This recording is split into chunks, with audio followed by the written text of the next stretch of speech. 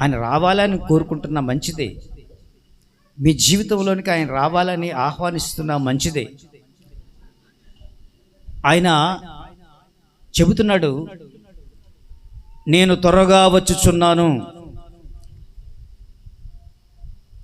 త్వరగా నేను వచ్చుచున్నాను అంటున్నాడు. మనం రావాలేసయ్యా రావాలేసయ్య అని పాడుతున్నాం. ఇంతవరకు కూడా యేసయ్యా అనే మాటను అనేక సార్లు ఇప్పుడే మనం ఉచ్చరించాం కదండి. యేసయ్యా యేసయ్యా అని పిలుస్తున్నాం. కానీ ఆయన రాకడ సంభవిస్తే, ఆయన వస్తే, ఒకవేళ ఆయన వచ్చి నీ ముందు నిలబడితే ఎలా ఉంటుందో ఒకసారి ఊహించుకోండి. ప్రతి వ్యక్తికి కూడా ఈ ఆలోచన రావాలి. మనం రమ్మని పిలుస్తున్నాం కదా, ఒకవేళ సడన్గా వచ్చేసి నీ ముందు నిలబడితే ఏం చెప్తావు? ఆయన వస్తే మామూలుగా ఉండదు కదా. ఆయన రాకడ సంభవిస్తే, విశేషమైనటువంటి ఆయన రాకడ వస్తే మనం ఎలా తట్టుకోగలం? ఒకవేళ ఆయన వచ్చి డైరెక్ట్గా నీలో ఆ తప్పు ఉంది ఈ తప్పు ఉంది అని చూపిస్తే మనం ఏం చెప్పగలుగుతాం? సరి చేసుకోగలుగుతాం? అప్పుడు టైం ఉండదు. దేవునికి మహిమ కలుగునుగాక. ఆ విషయాలు మీతో కొన్ని ముచ్చట్లు ఈరోజు మీకు వినిపింప చేయాలని ఆలోచన కలిగి ఉన్నాను. దేవునికి మహిమ కలుగునుగాక. హల్లెలూయా.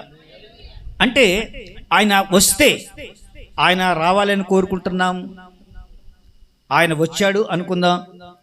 ఆయన వస్తే సిద్ధపాటు మనకుందా అనేటువంటిది ప్రాముఖ్యంగా మనం అర్థం చేసుకోవాల్సిన విషయం. ఆయన సిద్ధపాటు, ఆయన వచ్చిన కాలంలో ఆయన వస్తే సిద్ధపాటు నీకుందా? డౌటే చాలామందికి. చాలామందిలో ఆయన వస్తే ఇంకా కొంచెం కాలం తీసుకుంటాడులే, ఇంకా కొంత సమయం ఉందిలే అని అనుకుంటాం. కానీ సమయం లేదు.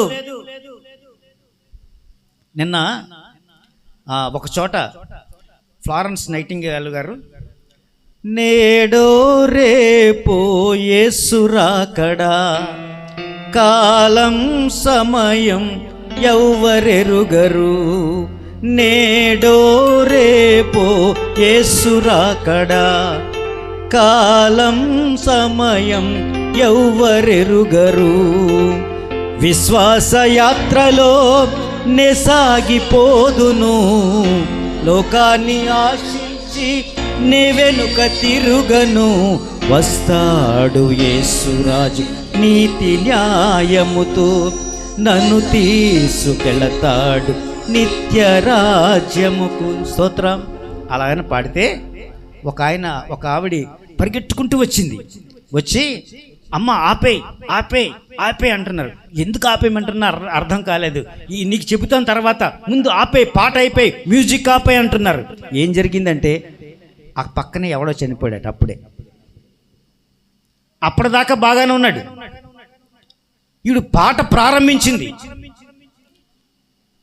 మరణ వార్త వినిపించింది. అంటే ఏం చెప్పబోతున్నానంటే, నేడో రేపో యేసు రాకడా, కాలం సమయం ఎవరు ఎరగరు. ఎప్పుడు నీ గతించిపోతుందో, నువ్వు గతించిపోతావో నీకు తెలియదు. ఇప్పుడే. నేనటి వరకు మాతో మాట్లాడాడమ్మా, ఎంత చక్కనోడు, ఎంత చక్కగా మాట్లాడతాడో. అమ్మా ఆమె ఇప్పుడే మాట్లాడింది, వెళ్ళింది నాతో. నేను ఇప్పుడు దాకా ఆమెతో ఉన్నాను. ఆమె సడన్గా కాలం చేసింది, చనిపోయింది అని అంటారు. నా సంగతితో కూడా అంతే, నువ్వు నేను కూడా అంతే. పాస్టర్ గారు ఇప్పుడే చక్కని బోధ చేశారమ్మా, మంచి మాటలు చెప్పేవారమ్మా, చక్కగా పాడతారమ్మా అని చెప్పుకునే రోజు వస్తుంది. నేను ఇప్పుడు సడన్గా పోతాను, మీరు కూడా ఎప్పుడో సడన్గా పోతారు అన్న సంగతి చెప్పడానికి ఈ మాటలని చెప్పాను. ఆయన రావడం సంగతి పక్కన ఉంచండి, మీరు ఉంటారో లేదో మీకు తెలియదు. అంటే సిద్ధపాటు కలిగి ఉండాలి అని చెబుతున్నాను. సిద్ధ మనసు కలిగి ఉండాలి. నిన్నటి వరకు బతికేసాం, నిన్నటి వరకు ఏదో రకాలు బతికేసాం. ఈరోజన్నా నువ్వు సరి చేసుకో. ఆయన రాకడ ఇప్పుడే సంభవిస్తుంది. ఆయన రాకడ ఎప్పుడు వస్తుందో మనకు తెలియదు. అందరికీ చెబుతున్నాను,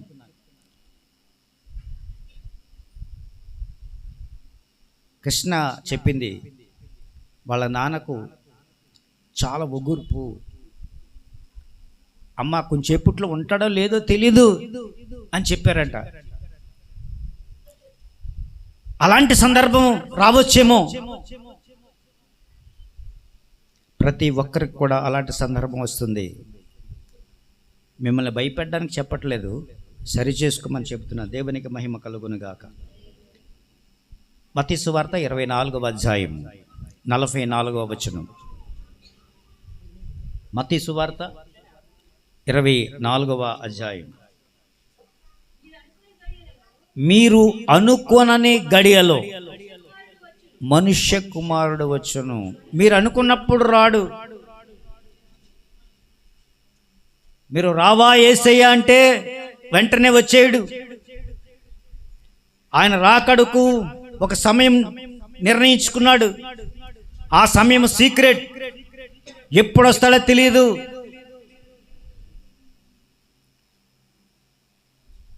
మొన్న రాజమండ్రి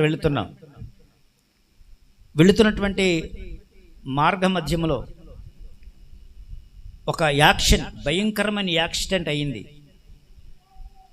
ఆ స్పాట్లో 3 చనిపోయారు. అప్పుడే కొత్త కారు అది,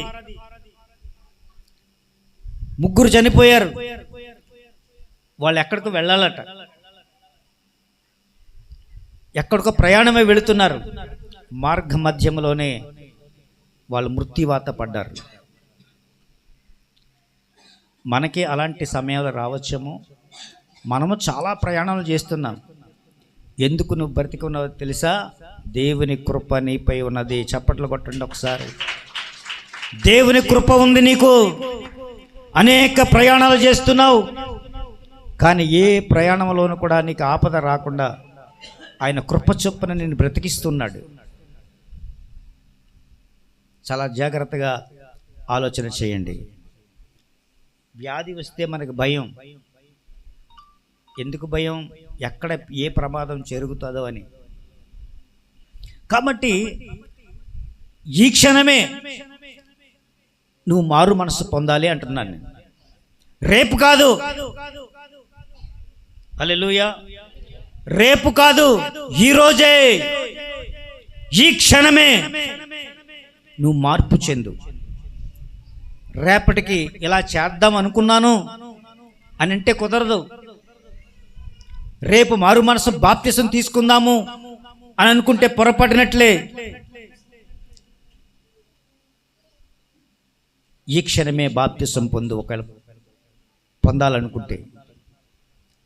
రేపు నీది కాదు, రేపు నీది కాదు. సిద్ధపాటు కలిగి ఉండు. సిద్ధపాటు కలిగి ఉండండి. 25వ అధ్యాయము 10వ వచనం చదువుతారా? అక్కడ ఒక టాపిక్ రాసుంది. వారు కొనబోచుండగా పెండ్లి కుమారుడు వచ్చాడట. చూడండి, 10 మంది కన్యకల గురించి మీకు తెలుసు కదా. వారు ఒకరు సిద్ధపడి ఉన్నారు. వారు దివ్వెల్లో నూనె ఉంది, సిద్ధంగా ఉన్నారు. ఒత్తికి కూడా సరిగా ఉంది. కొందరికి నూనె లేదు, పరిగెడుతున్నారు, అటు ఇటు పరిగెడుతున్నారు, నూనె కోసం పరిగెడుతున్నారు. చదవండి ఇప్పుడు. వారు కొనబోచుండగా పెండ్లి కుమారుడు వచ్చాడు. అప్పుడు సిద్ధపడి ఉన్నవారు అతనితో కూడా పెండ్లి విందుకు లోపలికి వెళ్ళిపోయారు. అప్పుడు తలుపు వేయబడెను. ఆ తరువాత తక్కిన కన్యకలు వచ్చి, అయ్యా అయ్యా అయ్యా అయ్యా తలుపు తీయండి అయ్యా అని అంటే, మీరెవరో నాకు తెలియదే, ఎందుకు వచ్చారు మీరు? మీ టైం అయిపోయింది, ఎక్స్పైర్ అయిపోయారు, మీరు ఎక్స్పైర్ అయిపోయారు, మీరు ఎక్స్పైర్ అయిపోయారు. బ్రతికి ఉన్నారు కానీ చచ్చిన వారితో సమానం. అక్కడ నూనె లేదు, మారు మనసు పొందలేదు, సిద్ధంగా లేరు. పెండ్లి కుమారులు వస్తున్న పరుగున వచ్చేసారు కానీ మీతో కూడా నూనె తెచ్చుకోలేదు, సిద్ధపడి లేరు. సిద్ధపాటు లేకపోవడం వల్ల మీరెవరో నాకు తెలియదు. ఇప్పుడు ఏం ప్రాప్తిస్తుంది వాళ్ళకి? చెప్పండి.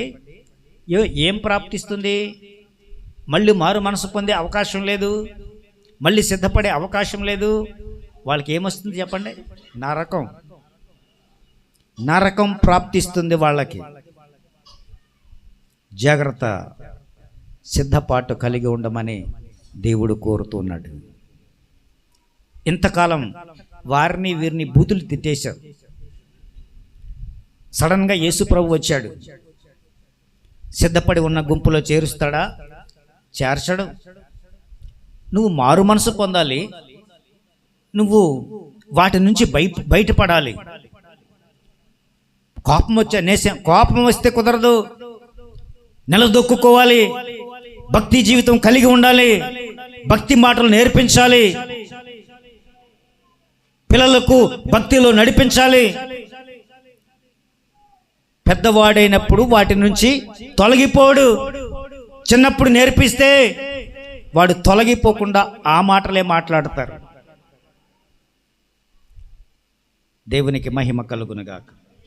హల్లెలూయా, హల్లెలూయా, హల్లెలూయా, హల్లెలూయా, హల్లెలూయా. ఒక విద్యార్థి సంవత్సరం అంతా బాగా చదివాడు. సంవత్సరం అంతా పరీక్షలు డిసైడ్ అయినాయి.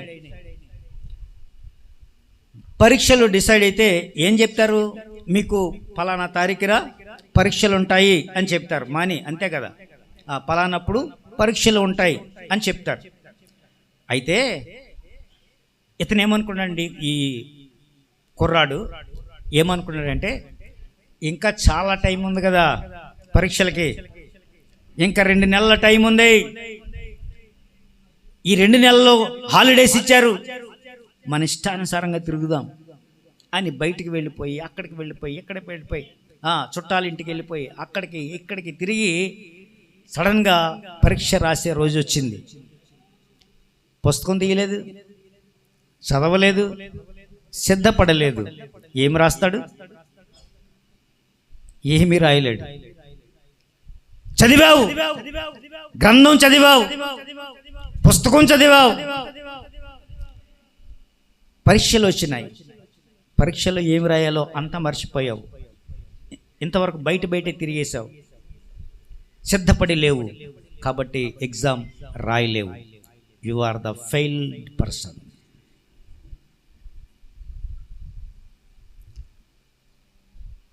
ఓటమి చెవి చూసిన వాడు. అర్థం చేసుకోండి, చివరి నిమిషంలో సిద్ధపడాల్సి వస్తే సిద్ధపడడానికి అవకాశం ఉండదు. అప్పటికప్పుడు అప్పుడు ఏం పెట్టాలి? స్లిప్పులు పెట్టాలి. అప్పుడు ఏం పెట్టాలి? ఎవరినైనా పేపర్ చూసి కాపీ కొట్టాలి. అవన్నీ ఇక్కడ ఉండవు. ఇక్కడ పవిత్రమైనటువంటి ప్లేస్ అది, శుద్ధమైన ప్లేస్ అది. నువ్వు సంసిద్ధత కలిగి ఉంటేనే తప్ప, సిద్ధపాటు లేకుండా ఉంటే నువ్వు ఆ పరీక్షలో ఎదుర్కొనలేవు. హల్లెలూయా. 6వ అధ్యాయము ఆదికాండము 6వ అధ్యాయము 22వ వచనం. నోవాహు అట్లు చేశాను. ఎలా చేశాడు? నోవాహు అట్లు చేశాను అని రాయబడి ఉంది. అమ్మా, నోవాహు కూడా అట్లేస్తాడా? అలాంటి ఆలోచన వస్తుంది మనందరికీ కూడా. నోవాహు అట్లు చేశాను అని రాయబడి ఉంది కదా, నోవాహు కూడా అట్లు వేస్తాడా? ఏ అట్లు? పొల్లట్ల, తీపట్ల? అది కాదు, అలా చేశాడు అని అర్థం. నోవాహు అట్లు చేశాను. ఏమి చేశాడు? దేవుడు అతనికి ఆజ్ఞాపించిన ప్రకారం యావత్తు చేసెను. దేవునికి మహిమ కలుగును గాక. యావత్తు చేసెను, ఒక్క మాట కూడా తప్పిపోకుండా. దేవుడు ఏం చెప్పాడో అది చేయగలిగాడు వాడు. నిన్ను పెద్దలు పిలుస్తున్నారని, కమిటీ పెద్దలు పిలుస్తున్నారని వీధిలోకి వెళ్ళిపోతాం. అక్కడ నానా మాటలు మాట్లాడేస్తాం. అక్కడ కోపం వచ్చింది, వాళ్ళ కోపం తెప్పించారు, అందుకే ఇష్టానుసారంగా వాగేశాను. నోవాహు అట్లు చెయ్యలేదు. నోవాహు తనకి ఆజ్ఞాపించింది అంతా కూడా యావత్తు చేశాను. నోవాహు కుటుంబం మాత్రమే రక్షించబడింది. అందరూ ప్రళయంలో కొట్టుకుపోయారు. నోవాహు ఫ్యామిలీ మాత్రమే రక్షించబడ్డారు. నీ కుటుంబం రక్షించబడుతుందా? నీ కుటుంబం రక్షించబడాలంటే తల్లిగా నీవు, తండ్రిగా నీవు, పిల్లలుగా మన పిల్లలు, వాళ్ళందరూ కూడా కుటుంబం.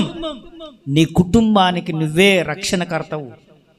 నీ కుటుంబాన్ని పోషించుకునేవాడవు, నీ కుటుంబాన్ని సంరక్షించుకునేవాడు, దేవుని భయములో నడిపేవాడవు నీవే. నువ్వే మార్గం తెప్పపోతే ఎలాగా? నోవాహు దేవుడు ఆజ్ఞాపించింది అంతా కూడా చేశాడట, ఒక్క మాట కూడా తప్పిపోకుండా. దేవునికి మహిమ కలుగును గాక. హెబ్రీ పత్రిక 11వ అధ్యాయం 7వ వచనం చదవండి. హెబ్రీ పత్రిక 11వ అధ్యాయము 7వ వచనం. విశ్వాసమును బట్టి నోవాహు అది వరకు చూడని సంగతులను గూర్చి దేవుని చేత హెచ్చరించబడి భయభక్తులు కలవాడే ఇంటివారి రక్షణ కొరకు వాడను సిద్ధము చేశాను. నీ రక్షణ కొరకు ఒక వాడను కట్టుకో. నీ కుటుంబం ఒక వాడ. నీ కుటుంబం అంటే ఒక వాడ. ఆ కుటుంబంలో ఎంతమంది ఉంటారో వాళ్ళందరూ కూడా నీ సంరక్షణలో, నీ ఇన్ఫ్లుయెన్స్తో వాళ్ళు జీవించాలి. ఆ బాధ్యత నీదే. దేవునికి మహిమ కలుగును గాక. నోవాహు కుటుంబంలో అందరికీ చెప్పలేదు, నోవాహుకు మాత్రమే చెప్పాడు.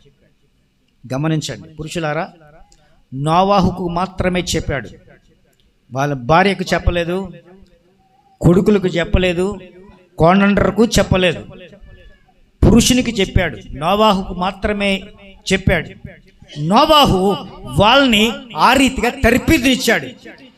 అంతేకాదు, నోవాహు ప్రపంచమంతా తెలిసేటట్లుగా ఆయా దేశాలకు, ఆయా ప్రజలకు చెప్పాడు.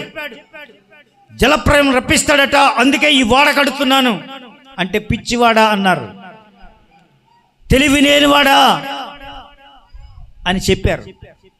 కానీ నోవాహు కట్టెలు తెచ్చుకుంటున్నాడు, కర్ర తెచ్చుకుంటున్నాడు, సాపు చేస్తున్నాడు, వాడను కడుతూ ఉన్నాడు. అందరూ హేళన చేశారు, కానీ నోవాహు వాడ చేయడం మానలేదు. వాడు చెప్పాడు, వీడు చెప్పాడు కదా అని మధ్యలో మానేయలేదు. నోవాహు ప్రణాళిక, దేవుడు చెప్పినటువంటి ఆ మాటలు చెవిని పెట్టాడు. ఆ మాట చొప్పున నడుస్తున్నాడు. వాడ నిర్మితమవుతుంది. ఎవరు చెప్పినా వినలేదు. మనుషులు చెప్పిన మాటలు వినకండి, దేవుని చెప్పిన మాటలు వినండి. ఆ దేవుని మాటలు నడిపిస్తాయి. ఆ మాటలో నోవాహు ఓడను నిర్మించాడు. ప్రపంచమంతా చెప్పాడు, చాలామందికి చెప్పాడు, ఎవరు రక్షించబడలేదు, ఎవరు కూడా అంగీకరించలేదు. అందుకే ఆ ఓడ, అంత పెద్ద ఓడ నిర్మించినా కొన్ని జంతువులు జతలు జతలుగా బతికాయి. అలాగే నోవాహు కుటుంబం మాత్రమే రక్షించబడింది, మిగిలిన వారంతా స్మాష్ అయిపోయారు. ప్రపంచమంతా నాశనం అయిపోయింది, కేవలం ఒక్క కుటుంబం మాత్రమే రక్షించబడింది, సిద్ధపాటు కలిగినటువంటి కుటుంబం. చప్పట్లు కొట్టి దేవుని గణపరచండి. హల్లెలూయా, హల్లెలూయా. అంటే వర్షము రాకముందే గొడుగు కొనుక్కే వారిని ఏమంటే బుద్ధిహీనుడు అనుకోవచ్చు అందరూ కూడా. ఆడి జ్ఞాని. వర్షం వస్తుందని ముందుగా గొడుక్కొని దాచుకునేవాడు ఎవరు? జ్ఞాని. కొంతమంది అజ్ఞానులు ఉంటాడు, వర్షం వచ్చినప్పుడు చూడొచ్చులే అంటే వర్షం వచ్చినప్పుడు గొడుగు దొరుకుతుందా చెప్పండి? వర్షం వచ్చినప్పుడు గొడుగు దొరుకుతుందా? దొరకదు. వర్షం వస్తుందని చెప్పాడు, వర్షం వస్తున్నప్పుడు ఏం కావాలి? గొడుగు కావాలి. ఆ గొడుగును నువ్వు నిర్మించుకో. జ్ఞానివి కా, అజ్ఞానివి కావద్దు. దేవునికి మహిమ కలుగునుగాక. హల్లెలూయా. దేవుడు ముందుగా హెచ్చరిస్తాడు. ఇది జరుగుతుంది, ఇది జరగబోతుంది అని హెచ్చరిస్తారు కనుక దాని ప్రకారంగా నువ్వు నేను నడవగలగాలి. అలా నడిస్తే దేవునికి ఇష్టునిగా ఉంటావు, నోవాహు వలె. దేవునికి మహిమ కలుగునుగా. హల్లెలూయా. మొదటి పేతురు పత్రిక 1వ అధ్యాయం 15-16 వచనాలు.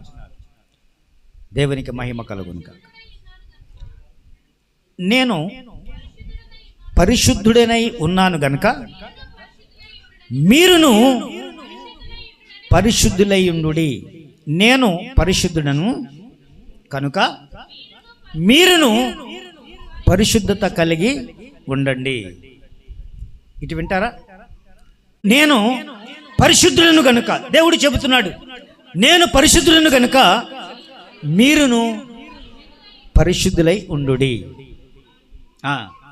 దేవుడు హెచ్చరిక చేస్తున్నాడు. ఇంకొక మాట చదవండి, ఎఫెసీ పత్రిక 5వ అధ్యాయం 27వ వచనం. 27 5వ వచనం 27వ వచనం. 5వ అధ్యాయం 27వ వచనం. ఎఫెసీ పత్రిక. మీరును అమ్మా 5:27 అది కళంకమైనను ముడతయైనను ఏదైనను లేక పరిశుద్ధమైనదిగా ఉండాలి. మీరు ఎలాగ ఉండాలని కోరుకుంటున్నాడు దేవుడు అంటే, మీరు పరిశుద్ధంగా ఉండాలి. మచ్చైనలు లేకుండా, ముడతైనలు లేకుండా పరిశుద్ధులై ఉండుడి. అది దేవుడి కోరిక, దేవుని కోరిక అది. ఎందుకు ఈ మాటలు చెబుతున్నానంటే, సిద్ధపాటు అనే మాట మనం చదువుకున్నాం. సిద్ధపాటు 10 మంది కన్యకలు, పెండ్లి విందుకు వెళ్ళబోయే కన్యకలు, వాళ్ళ గురించి ప్రస్తావించుకున్నాం. అయితే ఒక పెళ్లి కూతురుని తీసుకుందాం. ఒక పెళ్లి కూతురు పెళ్లి సిద్ధపడుతుంది, వరుడు సిద్ధంగా ఉన్నాడు. ఇక్కడ పెళ్లి కుమార్తె సిద్ధపాటు కలిగి ఉంటుందా లేదా? ఎప్పటి నుంచి సిద్ధపడుతుంది? పెళ్లి కూతురు ఎప్పటి నుంచి సిద్ధపడుతుంది? నెల రోజులు, 2 నెలల్లో గోపరస తైలంతోనూ సుగంధ వర్ణములతోనూ ఆమె అంచెలంచెలుగా సిద్ధపడుతుంది కదండి. ఒక పెళ్లి కూతురు ఉంది. ఆ పెళ్లి కూతురు ఏమంటే, ఇంకా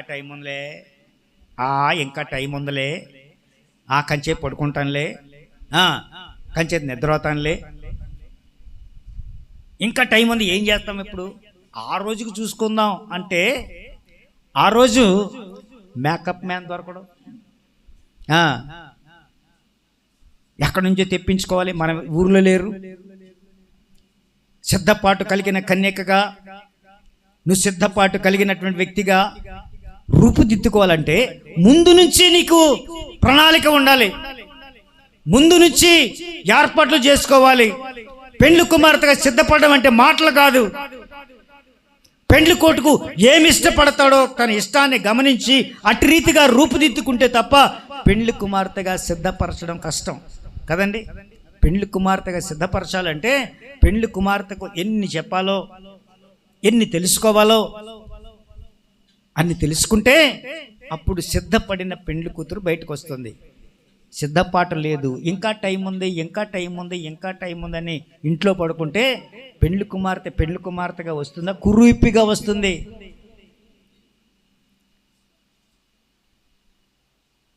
కొన్ని సందర్భాల్లో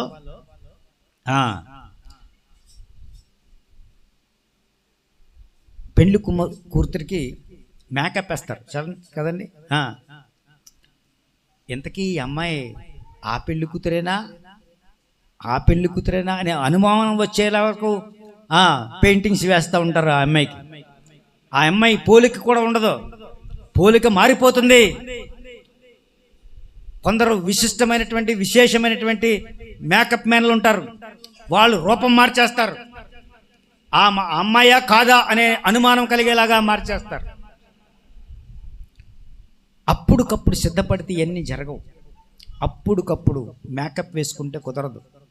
అప్పుడుకప్పుడు నువ్వు సిద్ధపడితే కుదరదు. సిద్ధపాటు కలిగి పెండ్లి కుమార్తె ఉండాలి. దేవునికి మహిమ కలుగును గాక. హల్లెలూయా, హల్లెలూయా, హల్లెలూయా. క్రీస్తు వధువుగా సిద్ధపరచబడాలి.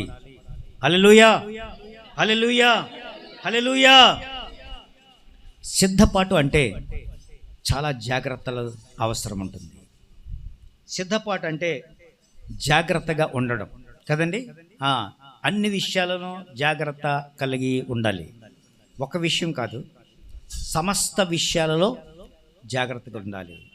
పరిశుద్ధత కలిగి ఉండాలి, పరిపూర్ణత కలిగి ఉండాలి, నిర్దోషమైనదిగా ఉండాలి, మహిమగల సంఘముగా కలంకము లేకుండా ఉండాలి కదండి.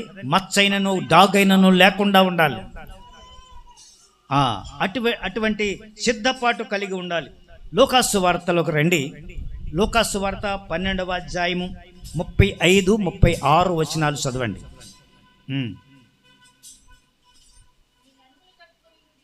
మీ నడుములను కట్టుకుని నుండి మీ దీపమును వెలుగుచుండనీయడు.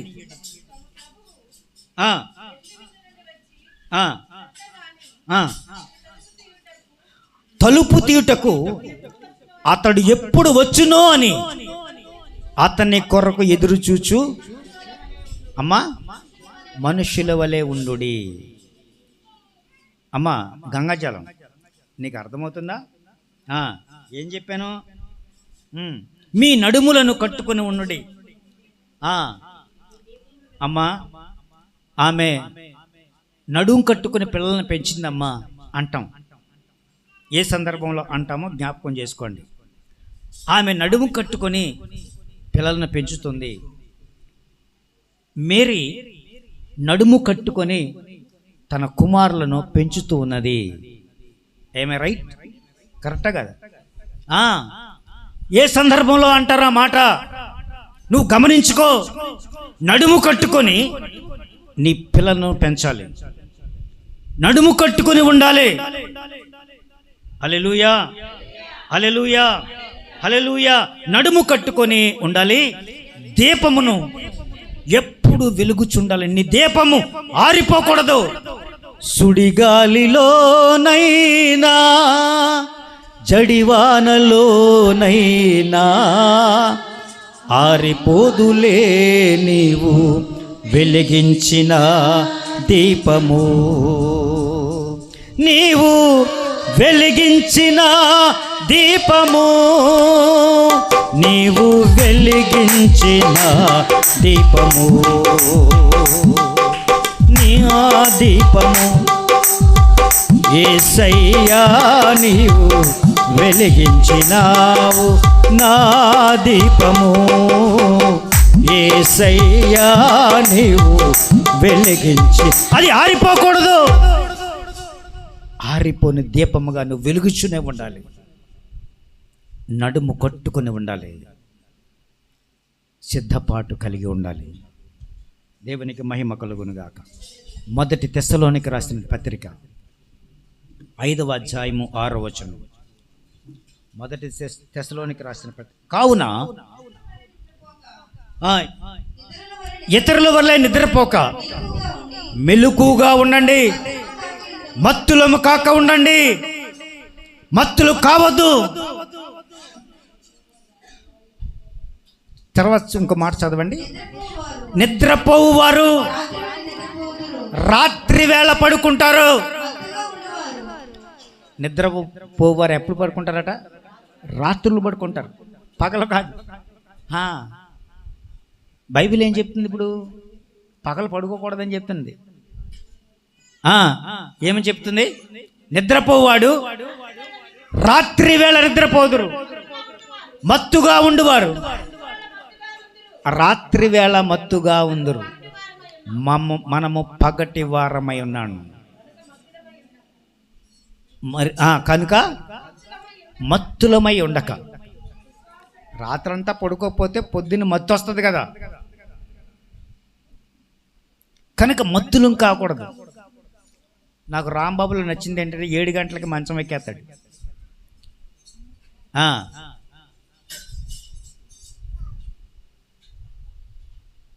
రాత్రి సంబంధిగా ఉంటున్నాడు.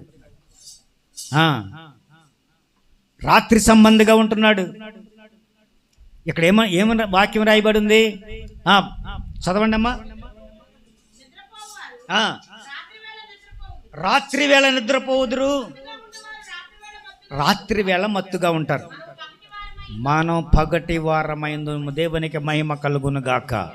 హల్లెలూయా, హల్లెలూయా. పగలు ఏలుటకు చంద్రుణ్ణి చదవండి అమ్మా. రాత్రిని ఏరుటకు చంద్రుణ్ణి, పగలు ఏలుటకు సూర్యుణ్ణి దేవుడు సృష్టించాడట. ఆయన సృష్టికర్త.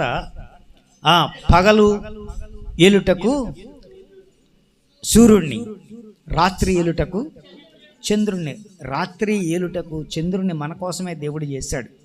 హల్లెలూయా, హల్లెలూయా. అమ్మా చంద్రదేవత అని మొక్కకూడదు. మనం ఏమని మొక్కాలంటే దేవుణ్ణి మొక్కుకోవాలి తప్ప మిగతావన్నీ కూడా మొక్కడానికి సరిపోయేవి కాదు.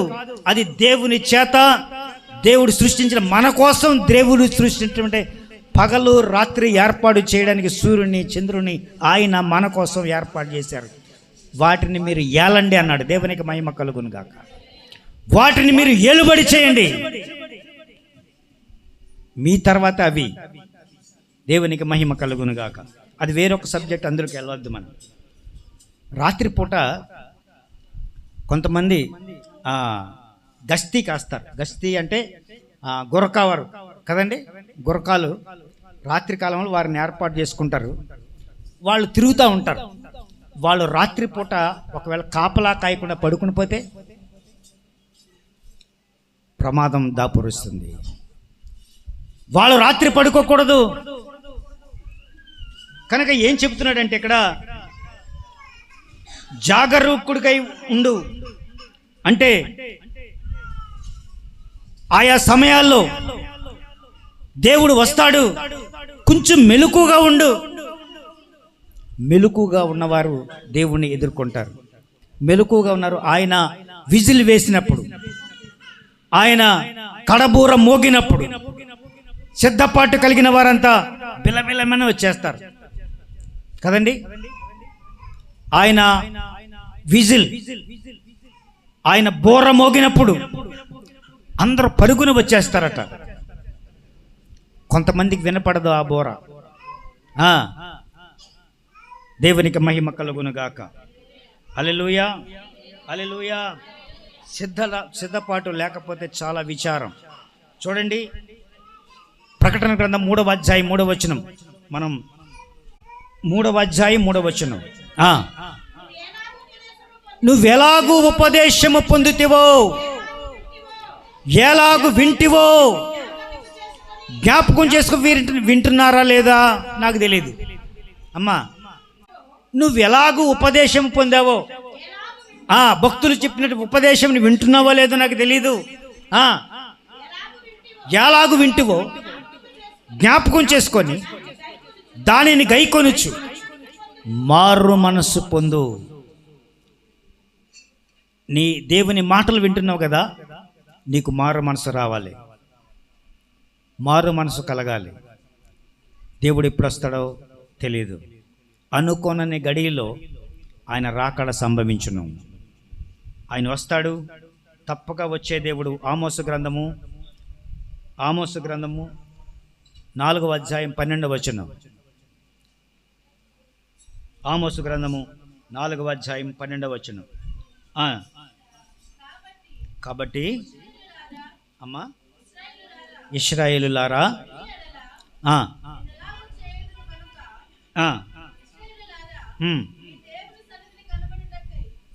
ఇశ్రాయేలులారా, భక్తులారా అందాం. భక్తులారా, మీరు నీ దేవుని సన్నిధిలో కనబడుటకై సిద్ధపడి ఉండుడి. రావాయేసయ్యా, నువ్వు రావాలేసయ్యా. వస్తాడు, వచ్చినప్పుడు ఏం చేయాలా? సిద్ధపడి ఉండాలి. నాకు సిద్ధపడలేదండి, మర్చిపోయాను, ఇంటికాడ నూనె మర్చిపోయాను, ఇల్లు తెచ్చుకుంటాను అనే సమయం కూడా ఉండదు. సిద్ధపాటు కలిగి ఉండాలి. ఆయన కలుసుకునే సమయం క్షణికలో ఉంటుంది. క్షణికం, నిమిషము మాత్రమే అక్కడ ప్లేస్మెంట్ ఉంటుంది. ఒక్క నిమిషంలో అంతా జరిగిపోతుంది, కనురెప్పపాటులో అంతా జరిగిపోతుంది. ఆయన వస్తాడు, ఆయన తీసుకువెళ్ళవలసిన వారిని తీసుకుపోతాడు. ఎవరు వెళ్తారో ఎవరు మిగిలిపోతారో తెలియదు.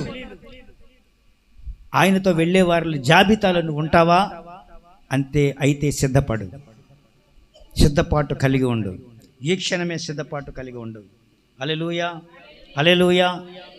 రైలు వస్తుందంటే టికెట్ తీసుకొని అరగంట ముందైనా రైలు కోసం వేచి ఉంటాం. రైల్వే స్టేషన్కి వెళ్ళి ముందుగా రైల్వే స్టేషన్కి వెళ్తాం, ప్రకటన వెలువడుతుంది, ఆ టైంకి నిల్చుంటాం కదండి. ఒకవేళ మనం ఇంకా టైం ఉందలే అని చూసామనుకో, అనేక సార్లు అనేక సందర్భాల్లో ట్రైన్ మిస్ అయిపోయినటువంటి సంఘటనలు మాకు తెలుసు. అనేక సార్లు టైంకి వెళ్ళలేదు, వచ్చిన ట్రైను వెళ్ళిపోయింది. అక్కడ ఉంటుంది ట్రైన్ వెళ్ళిపోవడానికి, మనం ఎక్కడ ఉంటాం, ఇక్కడ నుంచి పరిగెట్టి వెళ్ళే లోపే ట్రైన్ వెళ్ళిపోతుంది. ప్రత్యక్ష సాక్షులం మేము. ఇక్కడే ఉంటుంది, పరిగెట్టే టైంకి ట్రైన్ పాస్ అయిపోతుంది. ట్రైన్ ఆగదు, వెళ్ళిపోతుంది. సిద్ధపడే గుంపులో నువ్వు ఉంటే టైంకి వెళ్ళు, సిద్ధపాటు కలిగి ఉండు. ఆ సిద్ధపాటు కలిగి ఉంటే దేవుని రాకడ సమీపిస్తుంది కనుక ఆయన రాకడలో ఎత్తబడేవానిగా నువ్వు ఉంటావు. దేవునికి మహిమ కలుగును గాక. హల్లెలూయా, హల్లెలూయా, హల్లెలూయా. కొన్ని విషయాలు మీతో చెప్తాను. సిద్ధపాటుకి కొన్ని ప్రాక్టికల్స్ కావాలి. ఏం ప్రాక్టికల్స్ అంటే, ప్రతిరోజు ప్రార్థన చేయాలి. సిద్ధపాటు కలిగిన వారు, సిద్ధపాటు అనేటువంటి మాట నమ్మిన వారు, సిద్ధపాటుకి యోచన కలిగి ఉండేవారు ఈ మాటలు వినండి. సిద్ధపాటు మీలో మాకు అవసరం లేదండి అంటే, మేము ఎప్పుడో సిద్ధపడ్డాం, మాకు అన్నీ తెలుసు. ప్రతిరోజు నువ్వు ప్రార్థన చేసుకోవాలి. ఏమ్మా, ప్రతిరోజు కూడా ప్రార్థన చేసుకోవాలి. గతంలో నిన్న మొన్న మాట్లాడుకున్న ప్రార్థన ఎలా చేయాలి అనేటువంటి మాట, ఆయనను గుర్తు చేసుకొని, ఆయన చేసిన మేలును జ్ఞాపకం చేసుకొని, నువ్వు కృపగలవాడు ప్రభువా అని చెప్పి, దేవా నువ్వు చేయగలవు నాయనా అని చెప్పి మన ప్రార్థన విజ్ఞాపనలు చేయాలి. అటువంటి విధంగానే మనం చేసిన లోపాలు పాపాలు అన్నీ కూడా ఒప్పుకొని, ప్రభువా వాటిని క్షమించి, నాకు నాయనా నీకు స్తోత్రాలు, నీ రాజ్యంలో ప్రవేశించే మార్గాన్ని ఇవ్వు అని మనం ప్రార్థనలో వేడుకొనగలగాలి. హల్లెలూయా. రెండవది, వాక్య ధ్యానం నీకు ఉండాలి. చదవగలిగితే వాక్య ధ్యానం నీకు ఉండాలి. ఒకవేళ ఇప్పుడు వాక్యం చదవకుండా, వాక్యం చదవడానికి వీలు లేకుండా ఉన్నారు ఎవరున్నారు చేతులు ఎత్తండి. వాక్యం చదవడానికి అవకాశం లేదండి, నాకు చదువు రాదు, నేనేం చేయాలి అన్నవారు చేతులు ఎత్తండి. మీకు ఒక డివైస్ ఉంటుంది, ఆ డివైజ్లో ప్రకటన ఆది కాండం నుంచి ప్రకటన గ్రంథం వరకు అన్ని వచనాలు కూడా అందులో ఉంటాయి. స్పీకర్లో వస్తుంటుంది. మీకు ఛార్జింగ్ కూడా పెట్టుకోకర్లేదు, ఎండలో పెడితే ఛార్జింగ్ అయిపోతుంది. 2000 రూపాయలు అంటున్నారు. కాబట్టి అది కొనుక్కోండి, 2000 పెట్టి బైబిల్ కొనుక్కోండి, అదే బైబిల్ నీకు. వినుట వలన విశ్వాసము కలుగును. వాక్యం ధ్యానం చేయండి, వాక్యం చదవండి, వాక్యం వినండి. దేవునికి మహిమ కలుగును గాక. హల్లెలూయా. అదే రీతిగా మూడో విషయం ఏంటంటే పశ్చాత్తాపం కలిగి ఉండాలి. పశ్చాత్తాపం, నేను తప్పు చేశాను, ఈ విషయంలో తప్పు చేశాను, కానీ ఆ తప్పును దేవుని యొద్ద వేడుకోవాలి. ఎవరికి చెప్పక్కర్లేదు, నీ తప్పు ఏమిటో నాకు తెలియక్కర్లేదు. దేవునితో నీకు సంబంధం ఉండాలి. దేవుని నువ్వు వేడుకోవాలి. దేవా, ఈ తప్పు చేశాను, నన్ను క్షమించయ్యా. నువ్వు మనసులో ప్రార్థన చేస్తే ఆయన వింటాడు. నీ హృదయాన్ని ఎరిగినటువంటి దేవుడు నీ ప్రార్థన వింటాడు. నువ్వేం చేశావో ఆయనకు తెలుసు. నోటి మాట ముందుకు బయటికి రాకముందే దానిని ఎరిగిన దేవుడు. దేవునికి మహిమ కలుగును గాక. ఆ మాట ఎరిగినటువంటి వాడు కనుక పశ్చాత్తాపం కలిగి ఉండండి. అలాగే పరిశుద్ధత కలిగి ఉండండి. పరిశుద్ధమైన జీవితం ఎలా వస్తుంది? పరిశుద్ధమైన జీవితం అంటే ఒక మనిషి జీవనంలో ఆ మనిషి పరిశుద్ధంగా జీవిస్తున్నాడు అని చెప్పడానికి ఏమేమి ఉంటాయి? మాట కదండి, నీ మాట చేత తప్పు చేస్తాం, చేతుల చేత తప్పు చేస్తాం కదండి. మాట చేత కానీ క్రియల చేత కానీ ఎదుటి వారిని దూషించకుండా నీకు నువ్వు వాటన్నిటినీ కూడా గమనించి సరిచేసుకొని నువ్వేం మాట్లాడుతున్నావు నీకు తెలుసు. ఎవరైనా ఏదైనా మాట్లాడేశారనుకో, అందులో తప్పు ఒప్పులు నీకు తెలుసు కదా. ఒకవేళ పరుషంగా మాట్లాడాడు, బూతు మాటలు మాట్లాడాడు, పక్కన నువ్వు చెప్పగలుగుతావు కదా, ఇది బూతో కాదు, అది మంచిదో కాదో నీకు తెలుసు కదా. అంటే పరిశుద్ధత నీకు తెలియకపోవడం ఏంటి? తెలుసు నీకు. పరిశుద్ధ జీవితం అంటే తెలుసు ప్రతి ఒక్కరికి కూడా. ఆ దేవాది దేవుని విశ్వసించి అందరికీ పరిశుద్ధ జీవితం తెలియదు. మీరు గమనించారా? బైబిల్ తెలిసిన వారికి మాత్రమే, బైబిల్ గ్రహించిన వారికి మాత్రమే తప్పులు తెలుస్తాయి. వారు పరుషంగా మాట్లాడలేరు, ఇతరులు మాట్లాడినట్లుగా బూతులు సరసోక్తులు మాట్లాడలేరు. ఎందుకంటే వాళ్ళ బైబిల్ ఎరిగినటువంటి వారు. వారి నోట ఏ మాట రాదు, తప్పుడు మాట రాదు, రాకూడదు. ఒకళ్ళు వచ్చాయంటే వాళ్ళలో పరిశుద్ధ జీవితం లేదు అని గ్రహించాలి నువ్వు. అలాగే వచ్చాయంటే నువ్వు పరిశుద్ధంగా లేవు. ఇక్కడ వారందరికీ తెలియజేస్తున్నాను, ఎవరైనా మీలో బూతులు మాట్లాడితే పరిశుద్ధ జీవితం వాళ్ళు లేదు అని స్టాంప్ వేయచ్చు. మీరు నువ్వు పరిశుద్ధంగా లేవు.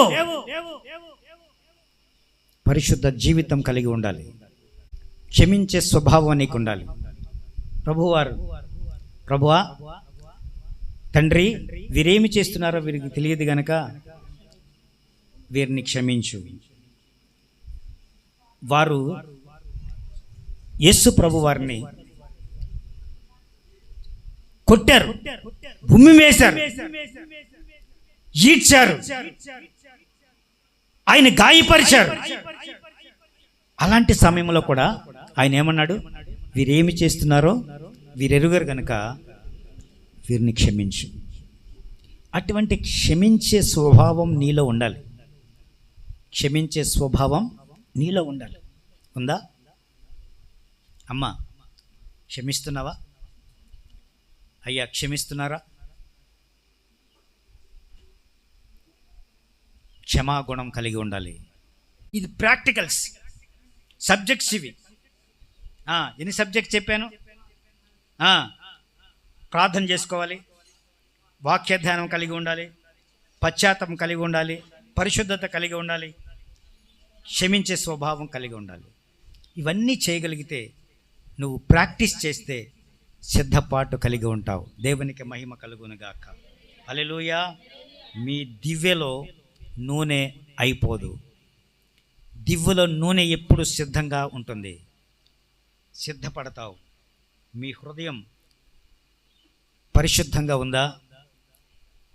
నీ హృదయం మచ్చలేని, డాగులేని, కలంకము లేని హృదయంగా ఉందా? దేవుడు చెబుతున్నాడు, 2వ కొరింథీ పత్రిక 6వ అధ్యాయం 2వ వచనం చదవండి. ఇదిగో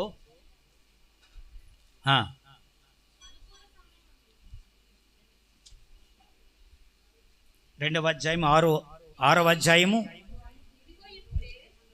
ఇప్పుడే మిక్కిలి అనుకూల సమయము, ఇదిగో ఇదే రక్షణ దినము. ఇది ఏ రక్షణ దినము, ఇది ఏ అనుకూల సమయం, ఇది ఏ రక్షణ దినము, ఇది ఏ అనుకూల సమయం. పావనమూర్తి యేసు స్వామి నిన్ను పిలువగా, పాపము మాని తరలి రాలేవా, ప్రభు చెంతకు రాలేవా. పావనమూర్తి యేసు స్వామి నిన్ను పిలువగా, పాపము వీడి మనస్సును మార్చి కదలి రాలేవా, ప్రభు చెంతకు రాలేవా. ఇది ఏ రక్షణ దినము, ఇది ఏ అనుకూల సమయం, ఇది ఏ రక్షణ దినము, ఇది ఏ అనుకూల సమయం. దేవునికి మహిమ కలుగునుగాక. ఇదే రక్షణ దినము, ఇదే రక్షణ దినము. ఆయన పిలుస్తున్నాడు, ఆయన పిలుస్తున్నాడు. ఈరోజునే నీకు రక్షణ దినము.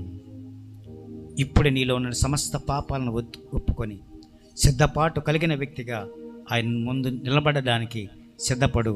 దేవుడి మాటల చేత నిన్ను దీవించి ఆశీర్వదించునుగా.